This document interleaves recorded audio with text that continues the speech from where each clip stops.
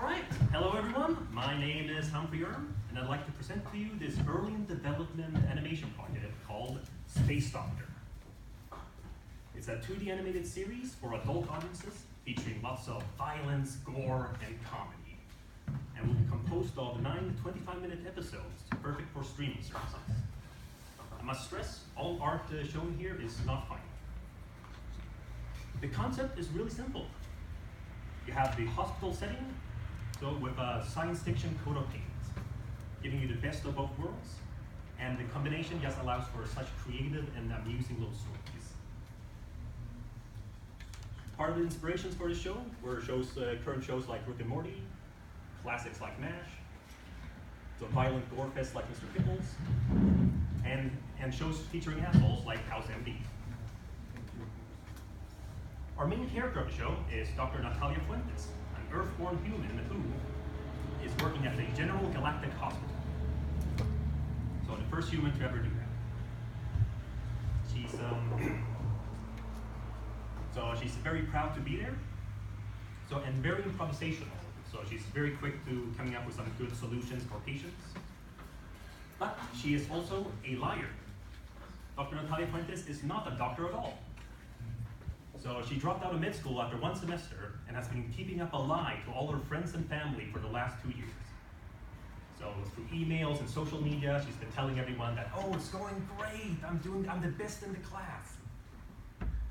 And what's happened is alien hackers have gone through her correspondence and they think it's true. They're like, wow, she's a genius, we gotta hire her. So they abduct her and offer her a job at the hospital. And she's quick to take the job because she feels this is her one chance to actually do the things she keeps telling people she's doing. Amongst the other characters, we have Gordon, the head nurse of the hospital. He's a bit rough around the edges, but people kind of like him for that. He's kind of like true to himself. So he's very talented. It's surprising just how he seems to know how every alien species' organs work. But he's also very paranoid. For you see, Gordon is not Gordon at all. He's in fact Guaradan, the notorious space outlaw, who amongst his many crimes include genocide, grand larceny, minor larceny, and worst of all, tax evasion. So after a particularly nasty stint with the government, he's taken on a job as a nurse to lay low for a while, though that while has lasted 50 years so far. The funny thing is, he actually really likes his job. So in the past, he would tear people open and remove their organs for free. Now he gets paid to do it. Next up, we have Pi. So the resident medical robot of the hospital. He's equipped with all manner of medical supplies and data regarding diseases and species of the universe. He's very analytical, always wishing to know how things work. He's very eager to prove himself to people. And that's because he's super insecure. So insecure that he's not actually the model he says he is. So he's not version 3.14, he's actually version 1.00. So whenever a new model has been purchased by the hospital, he's very quick to get rid of that version, replace it with himself, and he puts on a new sticker to hide the fact that he's actually an outdated model. Among some of the other characters, we have the antagonists, such as Natalia's rival, Dr. Weeball. So before Natalia came, he was a shoo-in for a promotion, so he could lead this what's called crappy hospital he's working at. But now with her there, and because everyone thinks she's a genius, he finally has someone who is getting in his way. So he'll go out of his way to try to make life miserable for her, so either to get her to quit out of frustration, or to maybe be found out that she isn't actually a doctor and he gets fired. We have the director of the hospital, Director. So he comes from a species where evolution has favored those with the biggest mouths, so he's quite the talker. And he's sort of a jolly, oblivious kind of cheapskate of the hospital. He doesn't care what's going on as long as he makes his money. So he doesn't even know the word malpractice. So as long as things go smoothly for him, he doesn't care.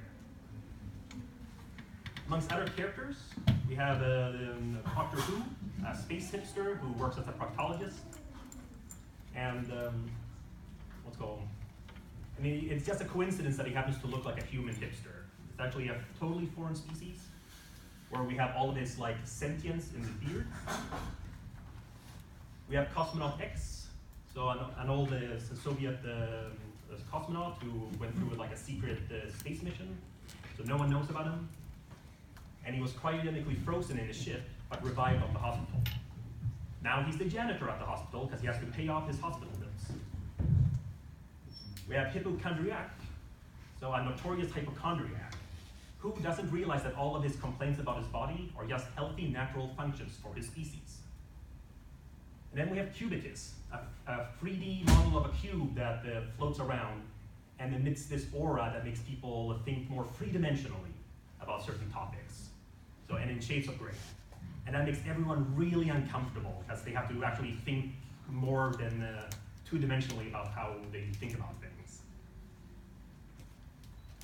In this universe, we have something that I like to call impractical future aesthetic. For example, the most popular drink in the universe is this very ecological organic drink that is actually this alien species that you tear off the tail, and then you drink from it. And as you drink, it lets out a terrible scream in pain. But it's so delicious, so no one cares about the poor creature. On Earth, we have wheelchairs. In space, we have hover chairs. They're awesome. There's no friction, but there's also no friction. So you can't actually stand still on it. Very hard to move on your own without someone pushing you. But they're nice enough to give you these little levers, so you can have these paddles, so you can kind of try to move around a bit by yourself. Very easy to use. And we also have very impractical solutions for simple problems. We have a suppository. It's kind of dry, a bit uncomfortable. So, well, no worries. We'll put it in this lubricated capsule, so now it'll slide in very easy. I can't see a single problem here. In terms of episodes, so these are just a few sample ideas. We had overcover investigation. So an officer from the Galactic Police, so Galapol, has come across a trail to the notorious outlaw Guardan, to the hospital.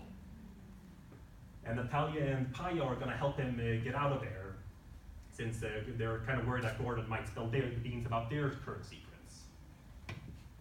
We have the patient, where Dr. Rival sends the hypochondriac to Natalia, hoping that his awful behavior will finally get her to quit. And then we have Admiral Hospital, where, on their way to curing of this admiral who's a friend of the director, so Natalia and company actually managed to end the war that the admiral was taking part in. And that's terrible. The admiral and the director had a deal going on where the admiral kept the war going forever, and he kept sending patients to the hospital, and then they would split the profits. So Natalia and company have to quickly come up with a new way to start a new war, or else they're fired. What I currently need here is a producer to help me get this show off the ground. I need script writers, because I need a script bible and sample scripts. And visual developers. So I need the character designers, environment designers, art directors. You just really gotta nail the look of this universe. And that's about it. So I'd like to thank you for your time, and I look forward to talking to all of you.